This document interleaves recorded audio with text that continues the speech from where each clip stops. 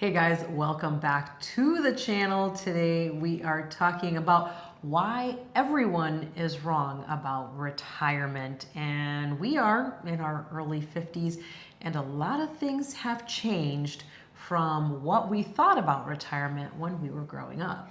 Yeah, and we actually put in the title, the thumbnail of this video, they lied to us, and that is what it does feel like because we have been sold a bill of goods that this is how life works. You do A, B, C, D, and then E, F, and G will happen afterwards.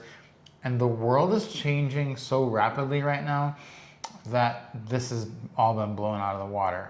You hear it talked about all the time with inflation and with pensions, Medicare, Medicaid, all these things are changing the calculus of what retirement is going to look like for most people and what you need to do to get there. And so a little background on us: we started out, we were married very young.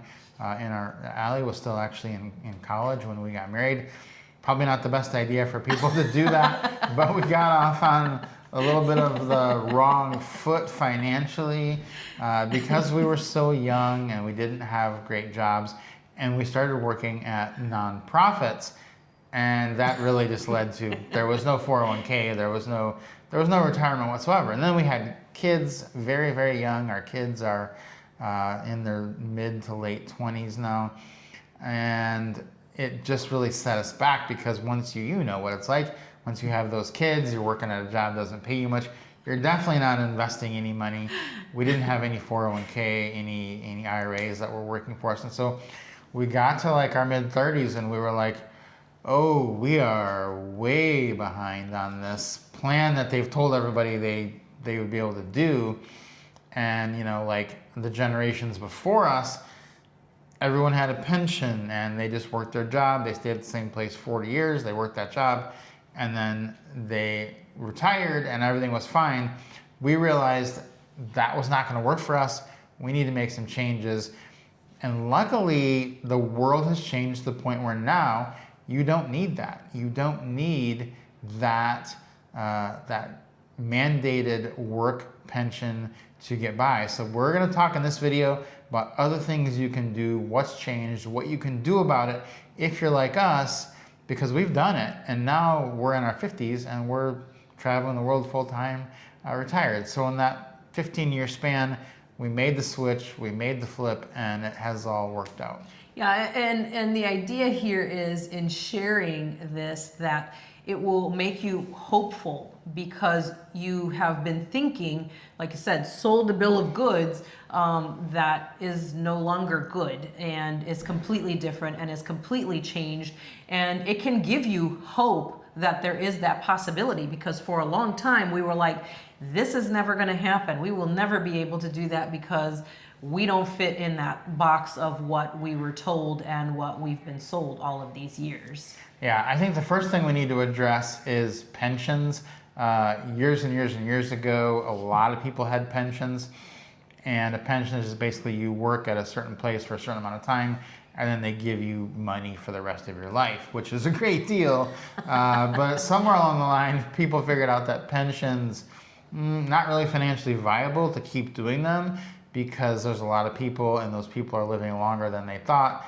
And it's just not going to pay for itself. It's basically hurting the people giving the pensions. So there was a generation of people, which was basically our parents' generation, who kind of came up with this whole pension thing, and it really benefited that generation, and it really hurt all the other generations. So that's just kind of a thing. If you missed out on it, you missed out on it, because now basically the only people that get pensions are people that work for the government. They are still doing that. There's a few other odd jobs probably that get them, but not very many people. But if you think about it like this, it might change your thinking, because your first reaction is to get kind of mad about that. Like, oh, pensions, we don't get it. No, they're really hurting us. We took a different approach to that, because right now what we're hearing is so many people, we do a lot of live streams, we chat with people, we talk to people out on the street, expats we meet while we're traveling.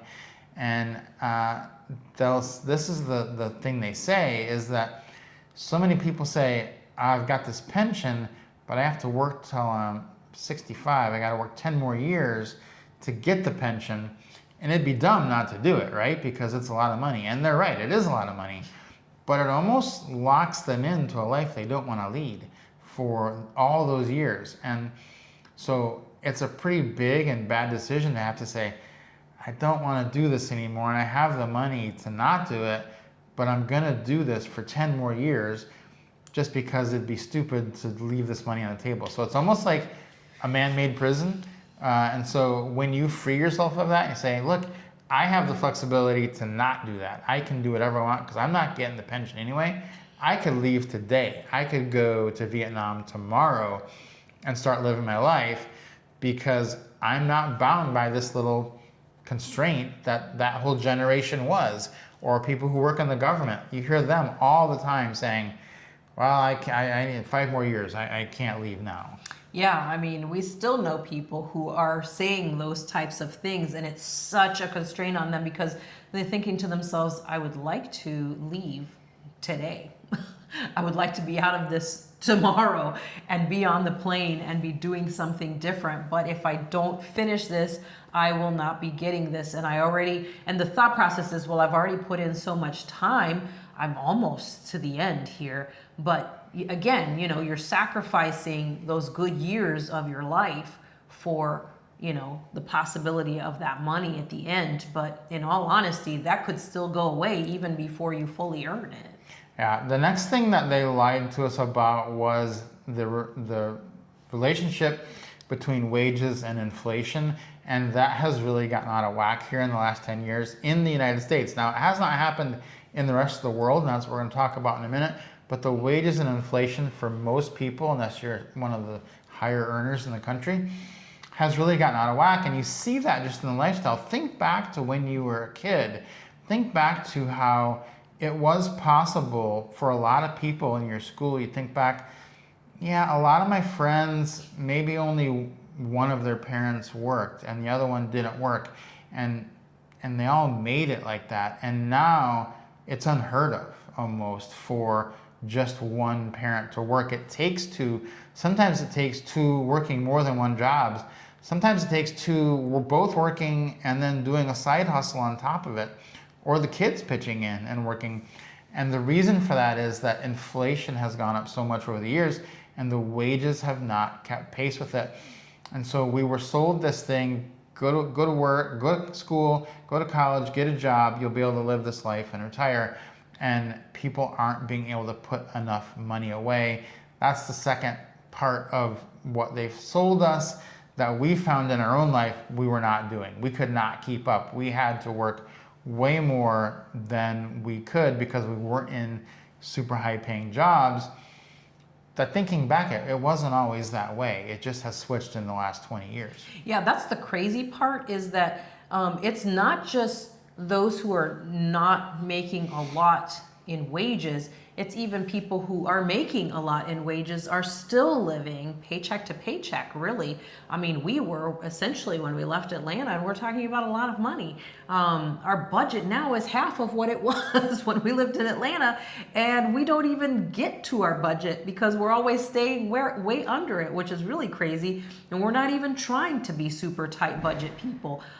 We're just amazed at that disparity of, seeing that you're putting in that time and you're putting in, the effort for those wages and they go away before you even earn them.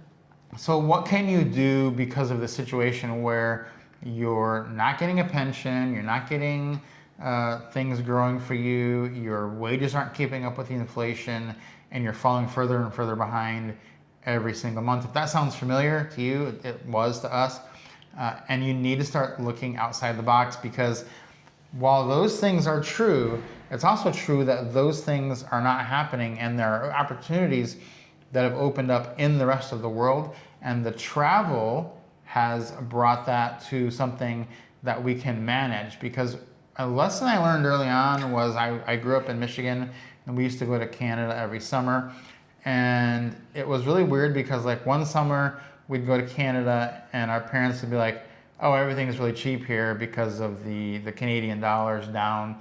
you can buy whatever you want, boys. You know, it's just like, it was like everything's free. And then the next summer we'd go to Canada and they'd be like, no, you can't buy anything this year. The Canadian dollar is really strong and we can't afford anything in Canada. Everything is, 30% more than at home. That one didn't happen often. It was usually the opposite. But we learned early on, being from Michigan, that currency played a big part in your purchasing power. And when the US dollar was strong, you had a lot more purchasing power than when it was weak, and so forth. And so a lot of people that just live in America the whole life, they don't realize that the currency is different around the world. And generally speaking, outside of the last few months here, the US dollar has been and is incredibly strong compared to the rest of the world. And so our purchasing power is enormous when we go to other countries. We see it everywhere we go. We go to Vietnam. Not only that, but the wages and the inflation have not hit these other countries. They do not inflate the prices like they do back home. And so your purchasing power is almost taking like a double whammy to the good, because the US dollar is good, the inflation is not high, and everything remains cheap. Whereas we've done videos and you hear like McDonald's meals going up exponentially at home. They're still the same in Japan as they were, $4 for the extra value meal. Vietnam, even less than that. So you start to realize that the construct of the world is not the same as it is at home. Exactly. I think that, so people, I'm going to use one word that a lot of people use is Starbucks.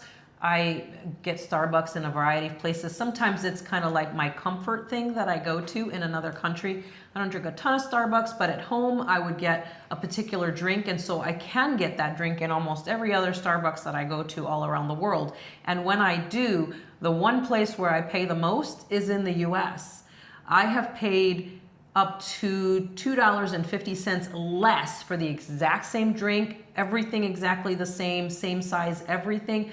Paid $2.50 less for it in many other countries than I do in the US. It just kind of blew my mind when I did the conversion. I didn't think about it right when I was ordering it, but then I got back to the room and I'm drinking it and I'm thinking to myself, that doesn't sound like enough. Maybe he didn't charge me enough, I thought to myself. And I looked at it and I calculated, I was like, are you joking? Is it really that cheap? It's like $3.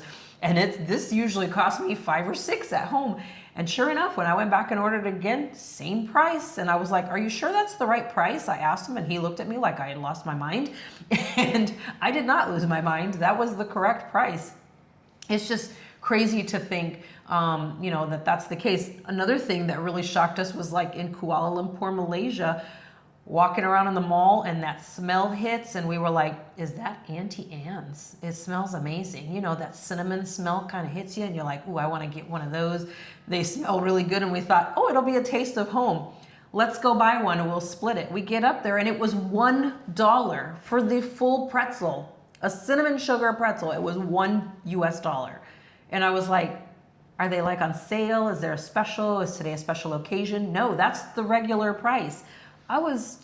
My mind was blown. Yeah, it is. Like I was getting a Coke the other day at a convenience store here, and just a bottle of Coke, the ones that are cold in the refrigerator by the cash register, you buy those, and it was 27 cents here, and I thought, how much would this be back home? $2, $3, something like that.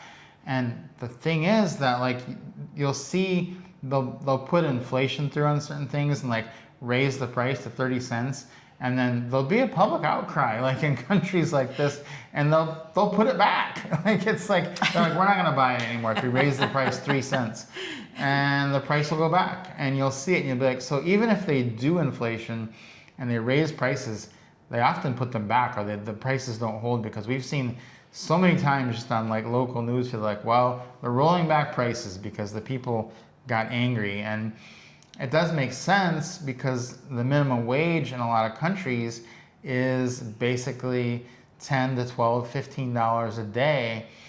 If that's the case, people cannot live if they keep raising the prices at the same rate that they are in the United States. So what's happened is a situation where for many, many years, everyone was getting a pension and great retirement benefits, but they had those people locked into a box and they couldn't leave. They basically locked them up.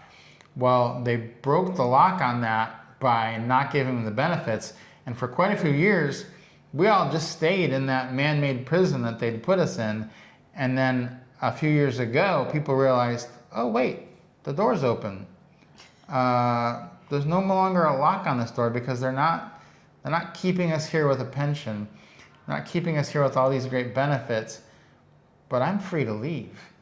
And the benefits, the financial benefits of that far outweigh the benefits of getting a pension and having to work a job that you don't want. Because if you can spend half the money or a third of the money, you're not going to need that pension.